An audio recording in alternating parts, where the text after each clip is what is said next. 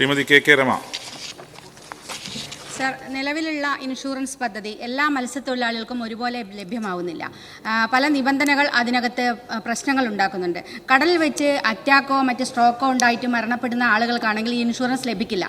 Doctor അറ്റാക്കാണെന്ന് certify ചെയ്ത് കഴിഞ്ഞാൽ അവർക്ക് ഒരു തരത്തിലുള്ള ആനുകൂല്യങ്ങളും ലഭ്യമാകുന്നില്ല. നമുക്കറിയാം, കരയിൽ വെച്ചിട്ടാണ് ഇതുപോലെ അറ്റാക്ക് ഉണ്ടെങ്കിൽ ആശുപത്രിയിൽ എത്തിക്കാൻ സാധിക്കും. പക്ഷേ കടലിൽ വെച്ച് മത്സ്യബന്ധനത്തിന് പോയ തൊഴിലാളികൾ കടലിൽ വെച്ച് ഇത്തരത്തിലുള്ള പ്രശ്നങ്ങൾ ഉണ്ടാകും, അറ്റാക്കൊക്കെ ഉണ്ടാകുന്ന സമയത്ത് ഹോസ്പിറ്റലിൽ എത്തിക്കാൻ പോലും സാധ്യമാകുന്നില്ല. അപ്പോൾ ഇത്തരം തൊഴിലാളികൾക്ക് കടലിൽ വെച്ചുണ്ടാകുന്ന എല്ലാത്തരം മരണങ്ങൾക്കും ഇൻഷുറൻസ് പരിരക്ഷ ലഭ്യമാക്കുന്നതിനുള്ള നടപടി സ്വീകരിക്കാൻ സർക്കാർ തയ്യാറാകുമോ എന്നതാണ് ചോദ്യം. ഇൻഷുറൻസ് കമ്പനി അതിന് തയ്യാറല്ല. നമ്മൾ ഈ ഗവൺമെന്റ് വന്ന ശേഷം പല ഘട്ടങ്ങളിലായി അവരുമായിട്ട് ചർച്ച ചെയ്തു. ഹാർട്ട് അറ്റാക്ക് അടക്കമുള്ള ചില അപകടങ്ങൾ മൂലം മരണപ്പെട്ടാൽ അവർ പൈസ കൊടുക്കാൻ തയ്യാറല്ല. അതുകൊണ്ട് പ്രത്യേകമായ സഹായം ഗവൺമെന്റ് പ്രഖ്യാപിക്കുന്നു. അങ്ങനെയുള്ള മരണങ്ങൾക്ക് പ്രത്യേക ധനസഹായമായി 5 ലക്ഷം രൂപ മുഖ്യമന്ത്രി മുൻകൈ എടുത്ത് ഇപ്പോൾ നമ്മുടെ ഗവൺമെന്റ് അനുവദിച്ചു കൊടുക്കുന്നുണ്ട്.